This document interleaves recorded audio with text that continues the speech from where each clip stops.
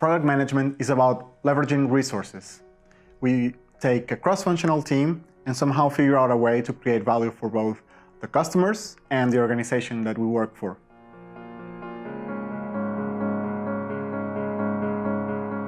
Hi, I'm Daniel Zacarias and I've been doing product for over 10 years now.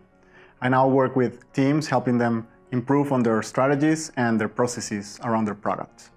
I love finding customer needs and creating great products as much as anyone. But I found that that's usually kind of the easy part. I'm fascinated by the fact that creating software is basically working with and for other people. And that's where the hard part begins. The work of the product manager is not to be in charge of a product, despite what the title might imply. It's actually about leading a process. It's about figuring out what's valuable and then getting it to market and then supporting it. And it's these last 2 points that end up taking most of our time. It's the constant running around and putting out fires in the day-to-day that ends up sucking most of our days.